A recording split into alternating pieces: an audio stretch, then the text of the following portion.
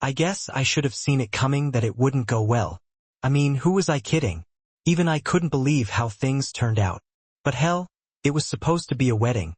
It was supposed to be a joyous and memorable event, not a bar fight. Okay, I can sense your confusion. So let me back up a little bit.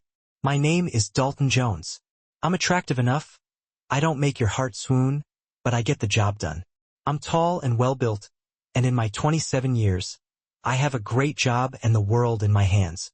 For the past 5 years, I've been dating a woman named Heather Benson. I have to admit, Heather is really pretty. She is slim with small but perky breasts, long legs, and a firm ass. She has blonde hair, incredible gray-green eyes, and plump lips that beg to be kissed. I met Heather at a college graduation ceremony. She was best friends with my best friend's girlfriend, Kelly. Steve's girlfriend came to our graduation to watch Steve graduate and brought Heather with her. When we met, I was blown away. We started dating, and she quickly took control of our relationship. This woman had me running around so much, buying things for her and taking her to places I had absolutely no interest in. If I had ever stopped and looked at us from the outside, I would have realized how toxic she was. Nature sometimes has a way of making the deadliest flowers the most beautiful. Almost from the beginning, everyone concerned knew that we would eventually get married. We looked great together. We loved spending time together, at least it seemed that way to me. And we even got along with each other's families. Our sex life was great, and Heather always told me that when we were apart for a while, I was simply the best lover she'd ever had. We'd both been in trouble a few times before we met, and neither of us held a grudge against the other, as these weren't medieval times. It was expected that both parties enter a relationship with some experience. Despite this, many people, including Heather's mom and dad, wondered why it had taken us so long to get married and start producing offspring. That is, grandchildren. It wasn't me. It was Heather.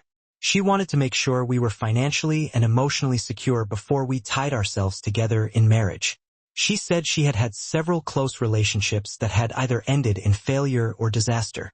She wanted to be sure, and I respected that, as I had no other choice. One of the things about our relationship was that it was very volatile. Sometimes Heather would get angry and break up with me for the most seemingly trivial reasons. We would break up for a week, sometimes 2, and then she would come back to me. She would apologize profusely and tell me how much she missed me and that she would never do that again. So, in early February, I got a call from Heather's mom. She had ordered a delivery of new furniture, and since Heather's dad was out of town on business, I was the only man in the house. The furniture guys could only deliver the furniture. They weren't allowed to set it up in the house for some reason. I really thought it was just a scam to get more money, but who cares? I loved Heather's parents like my own, so spending an hour or so helping her mom move a couple of tables, a couch, and an entertainment center wasn't a big deal. It turned out to be a lot worse than I thought. Everything but the couch had to be packed up. Even worse was the news that she had bought a chandelier that wouldn't arrive for another 10 days, and it would not only have to be hung but also wired. Amy's going to have to help you, Dalton, Heather's mom said. I'm already late for a meeting at my club. Help yourself to whatever you want. Thanks again. Heather's mom took enough time to show me what she needed and then left. I had known Amy since Heather and I first met. Amy was Heather's stocky younger sister. I watched her grow up and go through her awkward, pimple-faced stage. Amy, like most younger siblings, had spent her whole life wearing Heather's old clothes, riding Heather's old bikes, and playing with old toys. She always yelled about how much she hated Heather's rags. Last September, she left to attend college out of state but became homesick. She transferred back in January and has been trying to catch up on her studies. I always felt sorry for Amy and treated her like a little sister. It just seemed like this girl worked twice as hard as Heather and only got half the results. While Heather had blonde hair, Amy had dark hair. Heather was tall and slender, while Amy was shorter and maybe not as stocky anymore, but definitely more sensual. She had huge glasses and acne all over her face. Heather was a girly girl, and Amy was the kind of girl who would sit down and play a video game with you and probably beat you. Hey, get your ass over here. We've got work to do. I yelled upstairs, opening the first dressing table box. "Stop yelling at me, you're not related to me yet." I heard her yell from somewhere upstairs. A few minutes later, she snuck up behind me and pounced on me like she always did. Of course, I hadn't seen her in a while and wasn't ready for Amy's new look. She had gotten a little taller and a little thinner. She still wasn't as slender as Heather, but no one would ever call her chunky again. The only thing that hadn't gotten smaller was her breasts. They might even have gotten bigger, and her nipples shone menacingly through the t-shirt she was wearing. Heather's breasts were of a different class altogether, but that didn't really matter to me, though I couldn't help but stare at them when she leaned over to look at the boxes and said, "This is going to take us all day."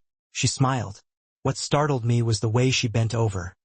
Her legs remained straight, but she sagged at the waist, making her perfectly round ass peek out from under her tight shorts. I nearly passed out from blood loss as all the blood rushed from one head and overflowed into the other. What I managed to mutter as I stood behind the couch was, "I have to pull myself together." Amy was my friend's younger sister. She was the most unavailable woman in the world, except for Heather's mom. Holy, I called her a woman. When had she had time to go from my little girlfriend to someone I wanted to pamper? A little her face cleared, and her glasses disappeared. How the hell did all this happen without me noticing? I was just saying that it'll probably take us a while to get our work things together. She smiled. "You act like you've never seen me before. I'm Amy, Heather's little sister. You watched me grow up," she said. She said it like she was talking to a person, but I got the impression that she liked my reaction to her.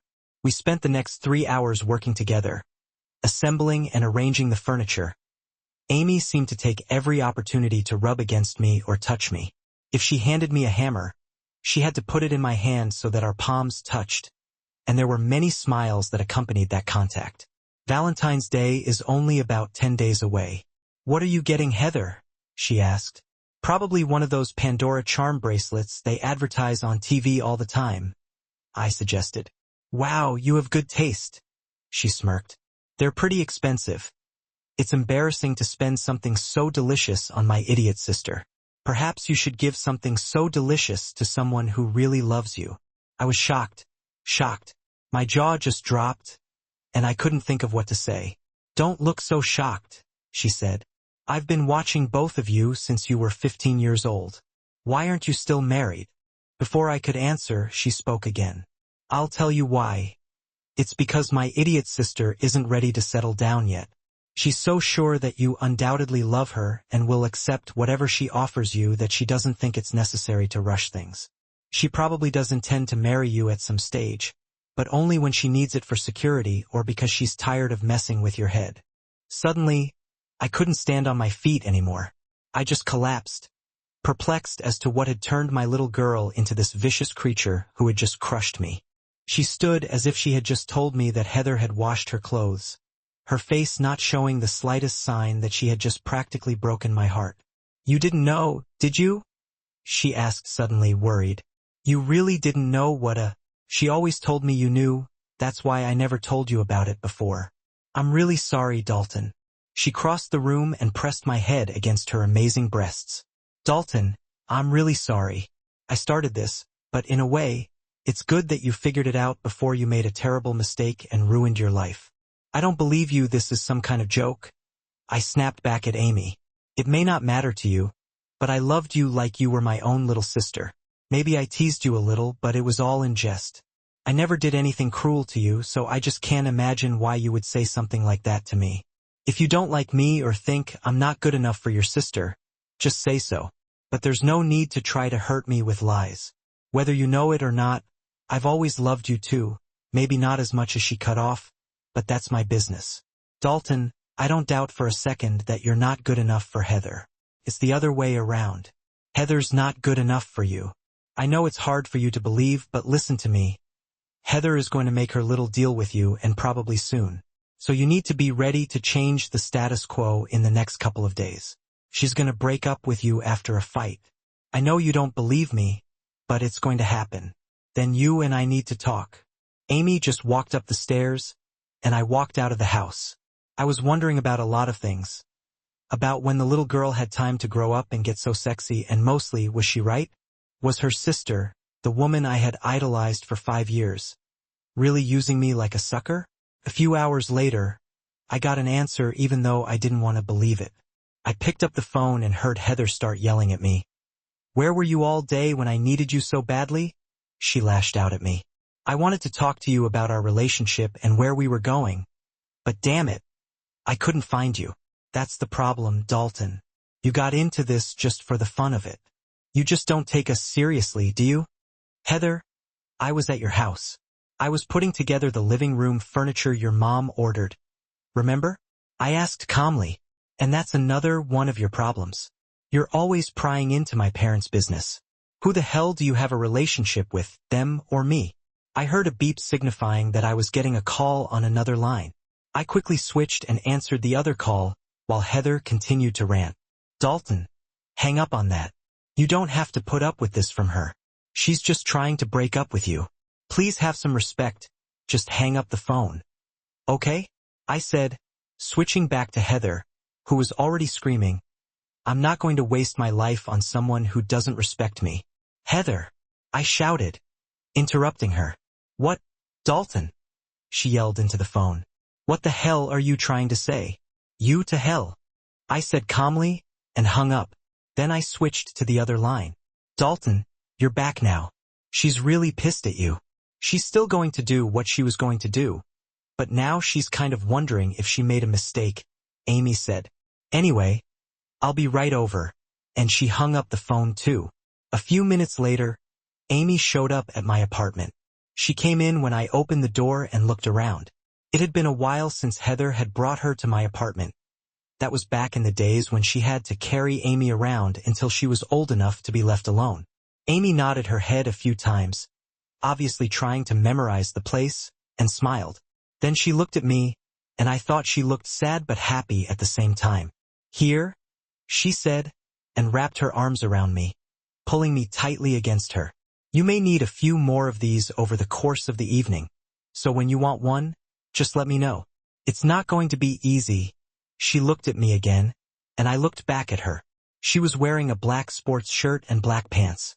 She had long, shiny black hair gathered into a ponytail that reached to the middle of her back. "You need to change into something dark," she told me. "Hurry up." So I went to my room and changed into black pants and a black sweater. I wondered what was on Amy's mind when I got back to my living room. I nearly died laughing because my gorgeous 20-year-old soon-to-be sister-in-law had donned one of Groucho Marx's gimmick store noses, bushy eyebrows, and a mustache. "I'm in disguise," she said, laughing. We walked out into the parking lot. "Where's your car?" she asked. I walked her over to my red Mustang. There was no way we were going to be able to drive it today. They'll see us from a mile away and probably hear us. "What the hell is that, your girl car?" my soon-to-be sister-in-law asked. "My what?" I muttered. "Well, you know, your luxury car," she said. "Actually, you don't need a car like that to attract women, Dalton. All you need to do is just be yourself, and you can get any woman you want." We took Amy's car, and we might as well have been invisible. She had a gray Toyota Camry. To this day, I can't remember what the hell the car looked like. It's just a box on wheels. But apparently, that's what we needed. It drove us somewhere, and we waited, hiding in the car so no one would see us. After a few minutes, Heather and another girl, dressed in very short skirts and shoes with very high heels, came out and got into Heather's car. "Gosh, my sister really does seem upset about your breakup, doesn't she?" Amy smirked. I didn't say anything, but I was upset by both the way she was dressed and the game she was apparently playing. Amy followed Heather into a rather wild-looking dance club. Heather and her friend immediately walked in, waved to the bouncer, and just walked through the door. They didn't even have to pay to get in, so they had obviously been here before. I was ready to open the door and go in, but Amy took my hand and stopped me. "They won't be there long," she said. "She's meeting her last buddy here, and they're going back to his house. He's a skydiving instructor at a small airfield. He only makes about $20,000 a year. He can't afford to support her, let alone marry her." I wanted to scream or go in there and beat the hell out of him, and probably out of her too, but more than anything, I wanted to go back to my apartment and throw all of Heather's stuff out on the street. Over the past 5 years, she had accumulated a lot of clothes and other things that she constantly left out overnight. It got to the point where, if she didn't have enough room for something at her parents' house, it ended up at my apartment. So, what attracted you to Heather? Amy asked. It wasn't really one thing, I said slowly. She was just hot. Amy finished. Yeah, I have to hand it to you. My sister is definitely hot, but she's only hot on the outside. Next time, you need to pay attention to a woman who's hot to get you on the inside. Before I could think of a response, Heather came out of the club. She was walking with a very cute guy with a short haircut, who put his hand on her ass and got under her skirt right outside. Amy took a picture of them in this pose with her iPhone camera. Why did you do that? I asked. We're not married, so we don't need any proof for a divorce. I'll just go my way, and she can go hers, she replied. It's not for you, Dalton, she added. I need this. Well, Amy, you've been proven right, I said sadly. Dalton, you're not going to cry, are you? She asked, looking at me with a lot of concern on her face. No, baby, I'm not going to cry, but it's pretty hard to find out that the woman I've loved for 5 years doesn't love me back. I mean, even for an adult, heartbreak is pretty hard. Dalton, you should look at this as a revelation that's good, because now you can see where you really stand with this, she advised. And one thing you said was kind of wrong. Heather really loves you in her own way, and she loves even more what you can do for her. She's never going to marry Luke Skyjumper. He's just another man for her to play around with in her endless quest for adventure. Eventually, she's going to settle down with you, but for now, she's sleeping with a skydiver this month and some big black guy next month. But eventually, she'll be all yours, except for the casual hookups, just like my mom and dad. Sooner or later, you'll get in trouble too, or you'll just go crazy. Amy drove us home in silence. We didn't really have anything to talk about. Then, I needed to get out of town for a while, so I took some vacation time at work and went camping by myself. I went into the woods in a rented cabin and just ran along the trails, exploring the area. The only things I took with me on my run were a bottle of water and my cell phone. I used my phone's GPS to mark the location of the cabin, so I could always find my way back. In the 8 days I was gone, Heather didn't call me at all for the first 3 days. Then, on the 4th day, she left me a cold message. The next day, she wondered why I hadn't called her back. On the last day, she was already begging me to call her back. Amy called me every single day while I was gone, but I didn't return her calls either. I really didn't want to talk to either sister, not the one that broke my heart, or even the one that helped me get better. The day I came back was, of course, Valentine's Day. It took me 8 days, but I finally threw Heather out of my heart. It was like quitting smoking. The hardest part is when you haven't smoked for weeks and suddenly you run into someone who smokes. Your body no longer needs cigarettes, but your mind reminds you of the pleasure you once derived from them. The question is whether your will is strong enough to not go back to it. I bought a box at a jewelry store and threw it in my car on the way out. I stopped at a flower store. Even the exhaust system of my Mustang made a faint sound, as if the car didn't want to go to that house again. I pulled up to Heather's house and backed into the driveway. Her father, Dave Benson, opened the door for me and thanked me for the work I'd done on the furniture. I don't want to pry, he said. And I know relationships have their ups and downs, but Heather's been really upset the last few days. She thinks you don't love her anymore. It's good to see you again. I walked into the dining room as he called out to Heather. I stopped in front of his wife. Heather ran down the stairs, followed by Amy. Mrs. Benson, happy Valentine's Day, I said as I handed her a large bouquet of flowers I had bought from the florist. She was very surprised and kissed me on the cheek. Heather looked like she was crying, but this time I didn't care. I walked past her and handed the jewelry box to Amy. Happy Valentine's Day, Amy. I'll miss you the most, I said and smiled slightly. I just walked out of the house, leaving Heather standing there with her mouth open. She followed me to my car, but as soon as she got there, I shrieked my tires and threw dirt and rubber particles at her.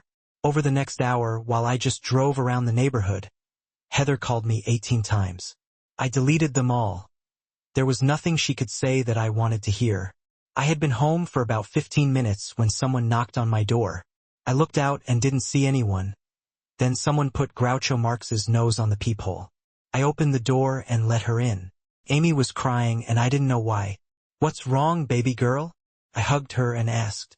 "I'm sorry about the bracelet. It was inconsiderate of me. I forgot I told you about it. I'll buy you something else. You deserve it for opening my eyes," I said. "You're an idiot," she said. I'm used to accepting Heather's rags. I like the bracelet, but I want her to get me one thing. You don't have to pay for it. "What is it?" I asked. "Something I've wanted from the stuff Heather has had since I turned 15, she replied. "Her car." I asked slowly. "Forget it," she said. "Men are so stupid. Do you want to know what Heather is so upset about, and why she wants you back so badly?" Amy was practically bouncing with excitement, and when she was bouncing, her breasts were bouncing too. She noticed me looking at her and smiled. "You're a pervert," she said. But again, she didn't seem upset. Quite the opposite. She even jumped up and down again. She walked over to my TV and plugged the cord she pulled out of her purse into the AV jacks in the back. Then she plugged her iPhone into it. She inserted a disc into the DVD player and turned on the TV. I had to pay for the first movie. I flirted with the guy who made the video and gave him $50 for a copy. She turned on the DVD player, and I saw a nervous scene taking place on an airplane. Heather was getting ready to skydive. I also saw Luke, the sky jumper from the club. I almost didn't recognize him when he ran his hand up Heather's skirt. "Okay, baby, you ready to do this?" he shouted, overlapping the roar of the airplane's engines. Heather nodded her head. "Get undressed," he shouted. "We're not there yet," she said. "The only way to hook up during a skydive is to start while we're still in the airplane. If we try to connect during the fall, something might get hurt." They were both yelling, so their words were clearly audible on the DVD. Heather didn't even flinch. She took off all of her clothes, and then he tied her up with a seat belt that was modified for what they wanted to do. It was a lot like the seat belts they use for newbies, except they were facing each other instead of her being buckled in the same way. "He's kind of small, isn't he?" Amy said as we watched Luke Skyjumper pull out his dignity. She and Heather cautiously approached the open door, trying to jump. The odd thing was that neither of them seemed to enjoy it. Then they just fell out of the airplane together, and the cameraman followed. Heather wrapped her legs around him, trying to make sure they wouldn't separate, but the seatbelts wouldn't let them spread too far apart. Anyway, it was sheer torture to watch the woman I'd loved for so long being had by another man. If what they were doing could even be called sex. I turned away from the screen. Amy stopped the video and patted my shoulder. "I'm sorry," she said. "I swear the second part is better." She pressed a button on her iPhone, and another video appeared on my screen. This one was taken inside the building. Heather walked inside and headed into a room that looked like a dressing room. While she was gone, Luke Skywalker was talking to another man. "Hey, man, can you believe that?" Luke said. "No way, man. You said she's but I can't believe she did that. She even took off all her clothes on the airplane in front of me. What are you going to make her do next?" "Maybe you should have her drive the train," the other guy suggested. "I told you, all those rich suburban girls are at heart," Luke asked. "Hell, no, man. You're my friend. But didn't you just infect your wife?" "I won't touch anything after you've been in there," the other guy said. Suddenly, Heather ran back into the room, screaming and crying. "You!" she yelled at Luke. "Calm down," he said. "You knew the rules of the game when you found me. You always bragged about dumping your boyfriend to have a little fun. So now you've had enough." Luke said, "I guess you expected me to fall in love with you? Huh? Well, to tell you the truth, it wasn't even that good. I was just looking for someone dirty and crazy enough to hook up in the air. We both got what we wanted, so it's over between us. Don't leave angry, just leave." Amy seemed to like the video. She laughed and repeated it after it was over. "Don't go away angry, just go away," she laughed. Then she looked at me, her big, Innocent blue eyes narrowed, and she spoke again. Dalton, I know you've loved my sister for a long time. You should have realized by now that she'll never love you the way you deserve. So, I have a question for you. Amy was standing right in front of me, so close that her breasts were touching my stomach. Do you want her back? Or do you want revenge? She asked, still smiling, but it wasn't a very pleasant smile. Heather called me constantly over the next week. Her tone changed from demanding to kind, then to pleading, but I ignored them all. Then, over the next few weeks, rumors from her friends began to reach her. Dalton was at a dance club, dancing with some hot hottie. Dalton was on a moonlight cruise with some dark-haired hottie. Heather learned all this and more from the gossip Amy and I spread. I advised Steve on what to tell Kelly, who was still Heather's best friend. With each new revelation, Heather got angrier and angrier. Finally, we accomplished one of our major accomplishments. Steve took Kelly out to a nice restaurant by the river. Heather went with him too. Over their meal, they watched the passing ships through the binoculars provided by the restaurant. "Damn it, Steve," he wailed, put the binoculars aside, and told Heather not to look. She took the binoculars and looked through them, as we had agreed. I was facing the shore, and Amy was facing the opposite side of the shore. Heather could only see her from the back, but then she saw Amy and I kissing. We continued kissing long after we passed the restaurant and headed back toward the river. "Look, it was Dalton," Kelly said. "Heather called me that same night and begged me to take her back. She apologized for all the games she'd played with me over the years and said she was ready to settle down and get married. Amy was there when I played the message back, and she just looked at me. Well, you gave back and got back at her. If you want to marry her, she's all yours," she said, looking really sad when she said that. "Amy, it looks like I'm getting married," I said. "I won't be there," she replied. "You bloody imbecile," she said. "No, you will be," I said, smiling at her. "In fact, I'm sure of it." "Dalton, why do you think I did all this? Do you think I did it because I was jealous of Heather for having an older, prettier sister? Or maybe I did it because I was tired of being in her shadow. Maybe you think I'm tired of Heather's constant rags. I know men are stupid, but damn it. So go ahead and marry my pretty blonde of a sister and ruin your life, but I won't look at it. Who said I was going to marry Heather? I'm asking you, oh Dalton. This is so unexpected." She laughed, with feigned theatricality. "Don't you want to test me before you ask such serious questions?" She leaned toward me and kissed me before I could do anything. She wrapped her arms around me and pressed her incredible breasts against my stomach. "Amy, don't you think we should talk to your parents before we do this?" I said. "It could lead to an awkward situation." "Nope," she said quietly. "Heather was right about one thing. You worry too much about my parents' approval. You're not marrying them, you're marrying me.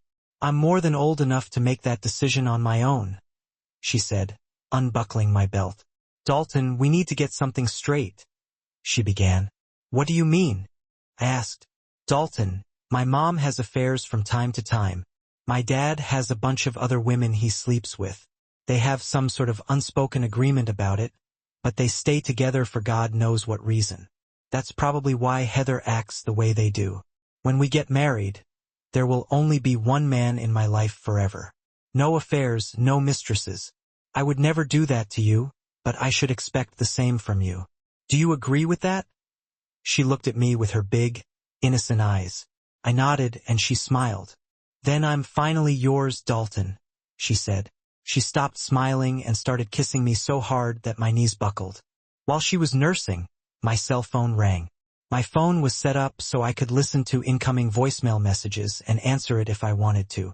It was Heather leaving another desperate message about how much she loved me. Amy and I both laughed as Heather poured her heart out until she ran out of time for the message, and then she called back to finish what she wanted to say. Sex with Amy was a completely different experience than with Heather. Like I said, Heather and I had a lot in common when we started dating. Amy, while not a virgin, had virtually no experience. She had learned everything she knew about sex by getting drunk and watching porn movies with her sorority sisters. "I highly recommend it," she said. "She worked so hard to please me that I was in awe of her." There was nothing she didn't try. We left something for our honeymoon, but it was clear that I made the right choice. Even though Heather was so confident in herself and her beauty, she treated me like someone she thought was right for her. I realized that her feelings, though I was used to them, just weren't what I thought love was. Amy, on the other hand, loved me with all her heart and soul. I felt it every time she looked at me, even from across the room, and I felt the same way about her. We agreed to tell her parents together. We met them at a restaurant a few days later. Their father, Dave, started talking about how miserable Heather was, and suddenly I realized how shitty Amy's life was. We were sitting in a restaurant trying to tell them we were getting married, and the first thing that came to his mind was how Heather felt. "Dad, look at this," Amy said, showing her parents a video of Heather skydiving on her iPhone. She also broke the news to them that Heather had contracted an STD during her little affair. She explained to them that Heather was constantly breaking up with me so she could have her little flings. "Well, if you guys broke up at the time, isn't that normal?" her mother asked. "No, Mom, it's not." Amy cut her off. "If you truly love someone, it's never okay to sleep with someone else, even if it's just a fling or a one-night stand." Amy was talking to her mother, like she was talking to a child. "And you complained about Heather and Dalton taking so long to get married. Remember, just last week when they broke up, you said, 'I wish they'd get their act together soon, so you could be a grandmother while you're still warm.' Well, the reason they didn't get married is because Heather is stupid. She wants to keep him on a leash until she's fattened up." Amy said, "Well, maybe it's for the best," her father began. "Then, when they get married, she'll forget all about it, and she can be faithful to him. God knows a man really needs a faithful wife." Amy's mother lowered her eyes when he said that. "They'll never get married." Amy cut him off. "That's why we're here today. Dalton is going to marry me. I'm not stupid enough to play these games and let him get away with it." Her parents' eyes widened. They were clearly shocked. "But Amy," her father muttered, "you're a grown woman who doesn't need to ask anyone's permission." She said quietly, "Dad, we didn't come here to ask you. We came here to tell you. We'll probably have to get married anyway, because Dalton slept with me, like he proposed, and I'm not on the pill." She smirked. "Anyway, we came here as adults to talk to you and tell you what we do. If you want to be a part of our lives, you have to do something for us," she said. Amy outlined what they wanted, and her parents agreed, albeit reluctantly. Amy's threat to simply cut them out of our lives, and the lives of their possible grandchildren, was too serious a threat for something so insignificant. Her parents had helped plan our wedding and even demanded that we pay for it. Our only request was that they not tell Heather who Amy was marrying. The whole month-long process of planning and executing the wedding didn't last long. I avoided coming over to their house if Heather was there. I deleted all of her texts every night without listening to them. Heather and I were over, and she deserved the shock that awaited her when she asked who Amy was marrying. Her parents simply told her it was a guy Amy had known for a while. A few weeks later, Heather and her mom and dad sat in the church and watched Amy's wedding. Heather still felt miserable, but like many women, she wasn't going to pass up the chance to dress up and look her best. When the ceremony started, and she saw me standing next to the minister, she thought I was the best man, not the groom. Her eyes narrowed, and then she cried. She cried loudly and pitifully. It was embarrassing as hell. Amy was an incredibly beautiful bride. Her dress was pure silk and white lace, with a long train or whatever they called it. As she lifted her veil to say our vows, Heather took one look at her face and everything went to, "Is this some kind of joke? Where's the groom?" she shouted, heading toward us. "Dalton, what the hell are you doing? You can't marry her. She's just my little sister. You don't even love her. You love me. If I'm so stupid, why is he marrying me?" Amy asked. "I'm smart enough not to be and I'm smart enough to take him away from you and treat him a lot better. From the very first day you brought Dalton home, I wanted him. And unlike you, I'm not going to play any games, and I'm going to be faithful to him.